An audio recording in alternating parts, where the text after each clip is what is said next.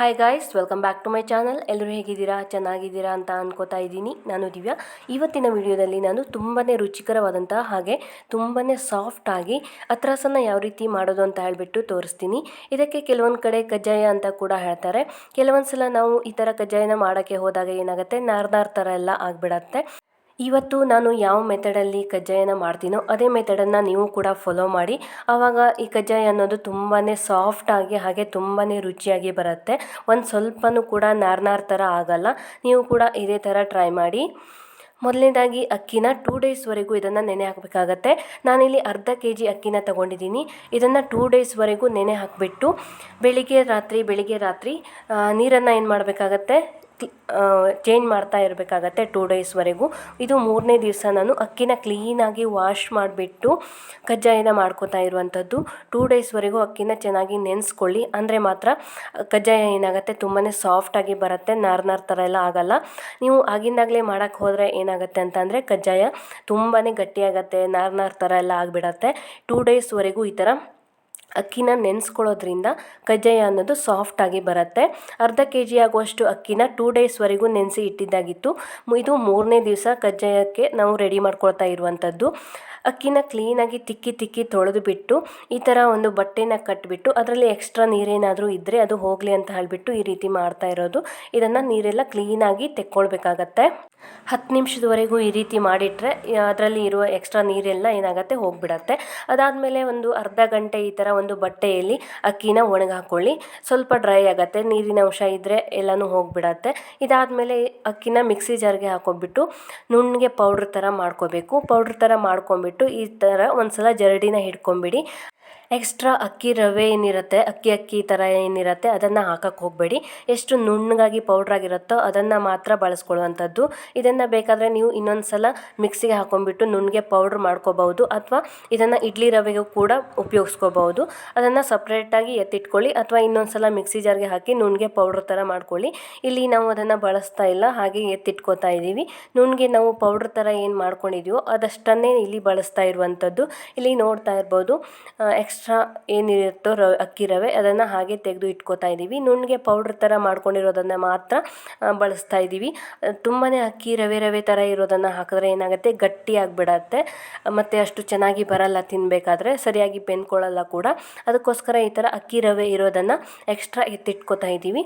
ನುಣ್ಣಗೆ ಪೌಡ್ರ್ ಥರ ಮಾಡಿರೋದನ್ನು ಮಾತ್ರ ಕಜ್ಜಾಯನ ಮಾಡೋದಕ್ಕೆ ಬಳಸ್ಕೊಳ್ತಾ ಇರುವಂಥದ್ದು. ಎಷ್ಟು ನುಣ್ಣಗೆ ಪೌಡ್ರ್ ಮಾಡ್ಕೊಳ್ಳೋಕ್ಕಾಗುತ್ತೋ ಅಷ್ಟು ನುಣ್ಣಗೆ ಪೌಡ್ರ್ ಮಾಡ್ಕೊಳ್ಳಿ. ಹಾಗೆ ಇಲ್ಲಿ ನೋಡ್ತಾ ಇರ್ಬೋದು, ಒಂದು ತೆಂಗಿನಕಾಯಿಯನ್ನು ಚಿಕ್ಕದಾಗಿ ತುರಿದು ಇಟ್ಕೊಂಡಿರುವಂಥದ್ದು. ನೀವು ತೆಂಗಿನಕಾಯಿಯನ್ನು ಎಷ್ಟು ಜಾಸ್ತಿ ಹಾಕ್ತಿರೋ ಅಷ್ಟು ರುಚಿಯಾಗಿ ಬರುತ್ತೆ, ಹಾಗೆ ಸಾಫ್ಟಾಗಿ ಕೂಡ ಬರುತ್ತೆ. ಇಲ್ಲಿ ಅರ್ಧ kg ಅಕ್ಕಿಗೆ 1/4 kg ಆಗುವಷ್ಟು ಜೋನಿ ಬೆಲ್ಲವನ್ನು ತೊಗೊಂಡಿರುವಂಥದ್ದು. ಇದು ನಮ್ಮ ಹಳ್ಳಿ ಬೆಲ್ಲ ಅಂತ ಹೇಳ್ತಾರೆ. ನಮ್ಮ ಹಳ್ಳಿಗಳಲ್ಲಿ ಸಾಮಾನ್ಯವಾಗಿ ಇದೇ ಥರ ಬೆಲ್ಲವನ್ನು ಬಳಸುವಂಥದ್ದು. ನೀವು ಉಂಡೆ ಬೆಲ್ಲವನ್ನು ಕೂಡ ತಗೊಳ್ಬೋದು. ಇದರಲ್ಲಿ 1 ಗ್ಲಾಸ್ ಆಗುವಷ್ಟು ಬೆಲ್ಲನ ತೊಗೊಂಡಿದ್ದೀವಿ. ಹಾಗೆ ಅದಕ್ಕೆ 1 ಗ್ಲಾಸ್ ಆಗುವಷ್ಟು ನೀರನ್ನು ಸೇರಿಸ್ಕೊಂಡಿರುವಂಥದ್ದು. ನೀವು ಇದನ್ನು ಗಟ್ಟಿ ಬೆಲ್ಲದಲ್ಲೂ ಕೂಡ ಮಾಡ್ಕೊಳ್ಬಹುದು. ಹಾಗೆ ಇಲ್ಲಿ ಒಂದು 50 ಗ್ರಾಮ್ ಆಗುವಷ್ಟು ಬಿಳಿ ಎಳ್ಳನ್ನು ಸೇರಿಸ್ತಾ ಇರುವಂಥದ್ದು. ಒಂದು ಚಿಕ್ಕ ಬೌಲಲ್ಲಿ ಅರ್ಧ ಬೌಲ್ ಆಗುವಷ್ಟು ಬಿಳಿ ಎಳ್ಳನ್ನು ಸೇರಿಸ್ತಾ ಇದ್ದೀವಿ. ಹಾಗೆ ಇಲ್ಲಿ ತೆಂಗಿನಕಾಯಿ ತುರಿದಿಟ್ಕೊಂಡಿರುವಂತಹ ತೆಂಗಿನಕಾಯಿ ತುರಿಯನ್ನು ಸೇರಿಸ್ಕೊತಾ ಇರುವಂಥದ್ದು. ನಿಮಗೆ ಸ್ವಲ್ಪ ಸಿಹಿ ಜಾಸ್ತಿ ಬೇಕು ಅಂತಂದರೆ ಸ್ವಲ್ಪ ಜಾಸ್ತಿ ಕೂಡ ಹಾಕ್ಕೊಳ್ಬೋದು. ನಾವು ಇಲ್ಲಿ ಅರ್ಧ kg ಅಕ್ಕಿಗೆ 1/4 kg ಆಗುವಷ್ಟು ಬೆಲ್ಲವನ್ನು ತೊಗೊಂಡಿದ್ದೀವಿ. ನಿಮಗೆ ಜಾಸ್ತಿ ಸಿಹಿ ಬೇಕು ಅಂತಂದರೆ ಜಾಸ್ತಿ ಕೂಡ ಹಾಕ್ಕೊಳ್ಬೋದು. ಇವಾಗ ಇದಕ್ಕೆ 1/4 ಸ್ಪೂನ್ ಆಗುವಷ್ಟು ಉಪ್ಪನ್ನು ಸೇರಿಸ್ತಾ ಇದ್ದೀವಿ. ಯಾವುದೇ ಸ್ವೀಟ್ಗಾದರೂ ಸರಿ ಸ್ವಲ್ಪನಾದರೂ ಚಿಟಿಕೆ ಏನಾದರೂ ಉಪ್ಪನ್ನು ಹಾಕಿದರೆ ತುಂಬಾ ರುಚಿಯಾಗಿ ಬರುತ್ತೆ. ಇವಾಗ ಇದು ಪಾಕ ಎಲ್ಲ ಏನು ಬರೋ ಅವಶ್ಯಕತೆ ಇಲ್ಲ, ಚೆನ್ನಾಗಿ ಕುದಿದ್ರೆ ಸಾಕಾಗತ್ತೆ. ನೊರೆ ಥರ ಬಂದರೆ ಸಾಕು, ಚೆನ್ನಾಗಿ ಕುದಿಬೇಕು, ಅಷ್ಟಾದರೆ ಸಾಕಾಗತ್ತೆ. ಯಾವುದೇ ಕಾರಣಕ್ಕೂ ಪಾಕವನ್ನು ತರ್ಸೋಕ್ಕೆ ಹೋಗಬೇಡಿ. ಪಾಕ ಎಲ್ಲ ಮಾಡ್ಕೊಂಬಿಟ್ರೆ ಏನಾಗುತ್ತೆ, ಕಜ್ಜಾಯ ಅನ್ನೋದು ತಿನ್ನೋಕ್ಕೆ ಆಗಲ್ಲ, ಅಷ್ಟು ಗಟ್ಟಿಯಾಗಿ ಬಿಡುತ್ತೆ. ಈ ಥರ ಬೆಲ್ಲ ಸ್ವಲ್ಪ ಬಿಸಿ ಆದರೆ ಸಾಕು, ಒಂದು ಸಲ ಈ ಥರ ಕುದಿ ಬಂದರೆ ಸಾಕಾಗತ್ತೆ. ಪಾಕ ಎಲ್ಲ ಮಾಡೋಕ್ಕೆ ಹೋಗಬಾರ್ದು. ಪಾಕ ಎಲ್ಲ ಮಾಡಿದ್ರೆ ಏನಾಗುತ್ತೆ, ಕಜ್ಜಾಯ ಅನ್ನೋದು ತಿನ್ನೋಕ್ಕೆ ಆಗಲ್ಲ, ಅಷ್ಟು ಗಟ್ಟಿಯಾಗಿ ಬಿಡುತ್ತೆ, ಹಾಗೆ ನಾರ್ ಥರ ಆಗುತ್ತೆ. ಈ ಥರ ಚೆನ್ನಾಗಿ ಕುದಿದ್ರೆ ಸಾಕಾಗತ್ತೆ ಒಂದು ಸಲ. ಇವಾಗ ಇಷ್ಟು ಕುದ್ದಿದ್ದಾಗಿದೆ. ಇವಾಗ ಇದನ್ನು ಸ್ಟವ್ ಆಫ್ ಮಾಡಿಬಿಟ್ಟು ಕೆಳಗಡೆ ಇಟ್ಕೊಂಡ್ಬಿಡೋಣ. ಕೆಳಗಡೆ ಇಟ್ಬಿಟ್ಟು ನಾವು ಪೌಡ್ರ್ ಥರ ಮಾಡ್ಕೊಂಡಿದ್ದೀವಲ್ಲ ಅಕ್ಕಿ ಹಿಟ್ಟನ್ನು ಇದಕ್ಕೆ ಮಿಕ್ಸ್ ಮಾಡ್ಕೋಬೇಕಾಗತ್ತೆ. ಅರ್ಧದಷ್ಟು ಹಿಟ್ಟನ್ನು ಹಾಕೊಂಡ್ಬಿಟ್ಟು ಒಂದು ಸಲ ಮಿಕ್ಸ್ ಮಾಡ್ಕೊಳ್ಳೋಣ. ಯಾವುದೇ ಗಂಟೆಲ್ಲ ಇಲ್ಲದೆ ಇರೋ ಥರ ನೀಟಾಗಿ ಮಿಕ್ಸ್ ಮಾಡ್ಕೊಳ್ಬೇಕು. ನಾವಿಲ್ಲಿ ಏಲಕ್ಕಿನ ಹಾಕಿಲ್ಲ, ನಿಮಗೆ ಬೇಕು ಅಂತಂದರೆ ಏಲಕ್ಕಿನ ಕುಟ್ಟಿ ಪುಡಿ ಮಾಡಿ ಹಾಕ್ಕೊಳ್ಬೋದು. ಇಷ್ಟೇ ಹಾಕಿಬಿಟ್ಟು ಮಾಡಿದರೂ ಕೂಡ ಕಜ್ಜಾಯ ತುಂಬಾ ರುಚಿಯಾಗಿ ಬರುತ್ತೆ. ತೆಂಗಿನಕಾಯಿನ ಹಾಕೋದ್ರಿಂದ ಟೇಸ್ಟೇ ಬೇರೆ ಆಗಿರುತ್ತೆ ಅಂತ ಹೇಳ್ಬೋದು. ತೆಂಗಿನಕಾಯಿ ತುರಿಯನ್ನು ಸ್ವಲ್ಪ ಜಾಸ್ತಿನೇ ಹಾಕ್ಕೊಳ್ಳಿ, ತುಂಬಾ ರುಚಿಯಾಗಿರುತ್ತೆ. ಹಾಗೆ ಇದು ಸಾಫ್ಟಾಗಿ ಬರೋದಕ್ಕೂ ಕೂಡ ಹೆಲ್ಪ್ ಆಗುತ್ತೆ. ಇವಾಗ ಅರ್ಧದಷ್ಟು ಹಿಟ್ಟನ್ನು ಹಾಕಿಬಿಟ್ಟು ನೀಟಾಗಿ ಮಿಕ್ಸ್ ಮಾಡ್ಕೊಂಡಿದ್ದಾಯಿತು, ಗಂಟಿಲ್ಲದೆ ಇರೋ ಥರ. ಹಾಗೆ ಇವಾಗ ಉಳಿದಿರುವಂಥ ಹಿಟ್ಟನ್ನು ಕೂಡ ಹಾಕಿಬಿಟ್ಟು ನೀಟಾಗಿ ಮಿಕ್ಸ್ ಮಾಡ್ಕೊಂಡ್ಬಿಟ್ಟು ಇದನ್ನು ಕಾಯಿಸ್ಕೊಳ್ಬೇಕಾಗತ್ತೆ. ಕಜ್ಜಾಯ ಮಾಡೋದಕ್ಕೆ ಸರಿಯಾಗಿ ಬರಲ್ಲ, ನಾರ್ ಥರ ಆಗುತ್ತೆ, ಗಟ್ಟಿಯಾಗತ್ತೆ ಅಂತ ಅನ್ನೋರು ಈ ಮೆಥಡಲ್ಲಿ ಒಂದ್ಸಲ ಟ್ರೈ ಮಾಡಿ, ತುಂಬಾ ರುಚಿಯಾಗಿ ಬರುತ್ತೆ. ಹಾಗೆ ಯಾವುದೇ ನಾರ್ ಥರ ಎಲ್ಲ ಆಗಲ್ಲ, ಗಟ್ಟಿಯಾಗಲ್ಲ, ತುಂಬಾ ಸಾಫ್ಟಾಗಿ ಚೆನ್ನಾಗಿರುತ್ತೆ. ಹಿಟ್ಟನ್ನೆಲ್ಲ ಹಾಕಿಬಿಟ್ಟು ಮಿಕ್ಸ್ ಮಾಡ್ಕೊಂಡು ಆದಮೇಲೆ ಇದನ್ನು ಗ್ಯಾಸ್ ಸ್ಟೋವಲ್ಲಿ ಮೀಡಿಯಮ್ ಫ್ಲೇಮಲ್ಲಿ ಇಟ್ಕೊಂಡು ಕಾಯಿಸ್ಕೋಬೇಕಾಗತ್ತೆ. ಗಂಟು ಆಗದೆ ಎಲ್ಲ ಇರೋ ಥರ ನೀಟಾಗಿ ಇದನ್ನು ಕೈ ಆಡಿಸ್ತಾ ಇರಬೇಕಾಗತ್ತೆ. ಕೈ ಬಿಡೋದ್ರಿಂದ ತಲೆ ಹಿಡಿಯೋ ಚಾನ್ಸಸ್ ಇರುತ್ತೆ. ಅದಕ್ಕೋಸ್ಕರ ಈ ಥರ ಕೈ ಆಡಿಸ್ತಾ ಇದನ್ನು ಸ್ವಲ್ಪ ಗಟ್ಟಿಯಾಗೋವರೆಗೂ ಕೂಡ ಕಾಯಿಸ್ಕೋಬೇಕಾಗತ್ತೆ. ಮೀಡಿಯಮ್ ಫ್ಲೇಮಲ್ಲಿ ಇಟ್ಕೊಂಡು ಸ್ವಲ್ಪ ಉಂಡೆ ಥರ ಆದರೂ ಏನೂ ತೊಂದರೆ ಇಲ್ಲ. ಈ ಥರ ಸೌಟಲ್ಲಿ ಅದನ್ನು ಬಿಡಿಸ್ಕೊಂಡು ಬಿಡ್ಬೋದು. ಇವಾಗ ನೋಡ್ತಾ ಇರ್ಬೋದು, ಕಾಯಿಸ್ತಾ ಸ್ವಲ್ಪ ದಪ್ಪವಾಗ್ತಾ ಇದೆ. ಇದನ್ನು ಜಾಸ್ತಿ ಹೊತ್ತು ಕಾಯಿಸೋ ಅವಶ್ಯಕತೆ ಇಲ್ಲ. 4ರಿಂದ 5 ನಿಮಿಷದವರೆಗೂ ಇದನ್ನು ಸ್ಟವ್ ಮೇಲೆ ಇಟ್ಕೊಂಡು ಈ ಥರ ಕಾಯಿಸ್ಕೊಂಡ್ರೆ ಸಾಕಾಗತ್ತೆ. ಬೇಗನೆ ಗಟ್ಟಿಯಾಗಿಬಿಡತ್ತೆ ಅಂತಲೇ ಹೇಳ್ಬೋದು. ಇವಾಗೇನು ದೀಪಾವಳಿ ಬೇರೆ ಹತ್ತಿರ ಬರ್ತಾಯಿದೆ. ಕಜ್ಜಾಯ ಮಾಡಬೇಕು ಅಂತ ಅಂದ್ಕೊಂಡವರು ಈ ಮೆಥಡಲ್ಲಿ ಒಂದ್ಸಲ ಟ್ರೈ ಮಾಡಿ, ತುಂಬಾ ಚೆನ್ನಾಗಿರುತ್ತೆ. ನಿಮಗೂ ಕೂಡ ಇಷ್ಟ ಆಗತ್ತೆ ಅಂತ ಅಂದ್ಕೋತೀನಿ. ಓಕೆ ಗೈಸ್, ನೋಡ್ತಾ ಇರ್ಬೋದು, ಇವಾಗ ಇದು ಗಟ್ಟಿ ಆಗ್ತಾ ಬರ್ತಾ ಇದೆ, ತಳ ಎಲ್ಲ ಬಿಟ್ಕೋತಾ ಇದೆ. ಇಷ್ಟಾದರೆ ಸಾಕಾಗತ್ತೆ. ಇಷ್ಟು ಗಟ್ಟಿ ಆಗೋವರೆಗೂ ಕಾಯಿಸಿದ್ರೆ ಸಾಕಾಗತ್ತೆ. ಜಾಸ್ತಿ ಏನು ಕಾಯಿಸೋ ಅವಶ್ಯಕತೆ ಇಲ್ಲ, ಇಷ್ಟು ಕಾಯಿಸ್ಕೊಂಡ್ರೆ ಸಾಕಾಗತ್ತೆ.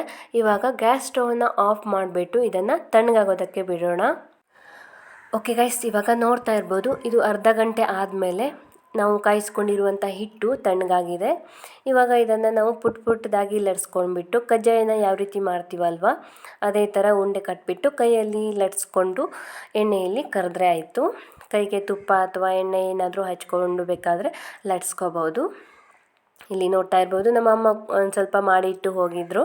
ಹಾಗೆ ಇಲ್ಲಿ ನಾನು ಮಾಡ್ತಾಯಿದ್ದೀನಿ. ಇವಾಗ ನಿಮಗೆ ಯಾವ ಸೈಜಲ್ಲಿ ಬೇಕೋ ಆ ಸೈಜಲ್ಲಿ ಮಾಡ್ಕೊಳ್ಬೋದು. ಪುಟ್ಟದಾಗಿ ಬೇಕಾದರೂ ಮಾಡ್ಕೊಳ್ಬೋದು, ಅಥವಾ ಈ ಅಂಗಡಿಗಳಲ್ಲೆಲ್ಲ ಮಾಡ್ತಾರಲ್ವ, ಸ್ವಲ್ಪ ದೊಡ್ಡದಾಗಿ ಮಾಡಿರ್ತಾರೆ ಅಂಗಡಿಗಳಲ್ಲಿ, ಅದೇ ಥರ ದೊಡ್ಡದಾಗಿ ಕೂಡ ಮಾಡ್ಕೊಳ್ಬೋದು. ಮೇಲ್ಗಡೆ ಎಲ್ಲ ನೋಡ್ತಾ ಇರ್ಬೋದು, ಎಳ್ಳು ಹಾಕಿರೋದು, ಎಳ್ಳು ಮೇಲ್ಗಡೆನೇ ಕಾಣಿಸ್ತಾ ಇದೆ. ಎಳ್ಳನ್ನು ಹಾಕೋದ್ರಿಂದ ತುಂಬಾ ರುಚಿಯಾಗಿ ಬರುತ್ತೆ. ಈ ಥರ ಎಲ್ಲನೂ ಲಟ್ಸಿ ಇಟ್ಕೊಂಡ್ಬಿಟ್ಟು ಎಣ್ಣೆಯಲ್ಲಿ ಅದನ್ನು ಕರೆದ್ರೆ ಆಯಿತು. ಜಾಸ್ತಿ ಕರಿಯೋಕ್ಕೆ ಹೋಗಬೇಡಿ, ಗೋಲ್ಡನ್ ಬ್ರೌನ್ ಕಲರ್ ಬರೋವರೆಗೂ ಕರೆದ್ರೆ ಸಾಕಾಗತ್ತೆ. ಅದು ಒಳಗಡೆಯಿಂದ ಬೆಂದ್ಕೊಳ್ಳುತ್ತೆ ನೀಟಾಗಿ. ಫುಲ್ ಡಾರ್ಕ್ ಬ್ರೌನ್ ಕಲರ್ ಬರೋವರೆಗೂ ಅದನ್ನು ಕರಿಯೋದಕ್ಕೆ ಹೋಗಬೇಡಿ. ಅದರಿಂದ ಜಾಸ್ತಿ ಕರಿಯೋದ್ರಿಂದ ಏನಾಗುತ್ತೆ, ನಾರ್ ಥರ ಆಗಿಬಿಡತ್ತೆ. ಗೋಲ್ಡನ್ ಬ್ರೌನ್ ಕಲರ್ ಬಂದರೆ ಸಾಕಾಗತ್ತೆ. ಇಲ್ಲಿ ನೋಡ್ತಾ ಇರ್ಬೋದು, ಇಷ್ಟ ಆದರೆ ಸಾಕಾಗತ್ತೆ. ಈ ಕಲರಲ್ಲಿ ಇದ್ದರೆ ಸಾಕಾಗತ್ತೆ. ಸ್ವಲ್ಪನೂ ನಾರ್ ಥರ ಎಲ್ಲ ಆಗಲ್ಲ, ತುಂಬಾ ಸಾಫ್ಟಾಗಿ ಚೆನ್ನಾಗಿರುತ್ತೆ. ಓಕೆ ಗೈಸ್, ಈ ದೀಪಾವಳಿ ಹಬ್ಬಕ್ಕೆ ನೀವು ಕೂಡ ಕಜ್ಜಾಯನ ಇದೇ ಮೆಥಡಲ್ಲಿ ಟ್ರೈ ಮಾಡಿ. ತುಂಬಾ ಸಾಫ್ಟಾಗಿ ರುಚಿಯಾಗಿ ಬರುತ್ತೆ. ನಿಮಗೂ ಕೂಡ ಇಷ್ಟ ಆಗತ್ತೆ ಅಂತ ಅನ್ಕೋತಾ ಇವತ್ತಿನ ವಿಡಿಯೋ ಇದಾಗಿತ್ತು. ನಿಮಗೆ ಈ ವಿಡಿಯೋ ಇಷ್ಟ ಆಗಿದ್ದರೆ ಒಂದೇ ಒಂದು ಲೈಕ್ ಮಾಡಿ, ಕಮೆಂಟ್ ಮಾಡಿ, ಶೇರ್ ಮಾಡಿ.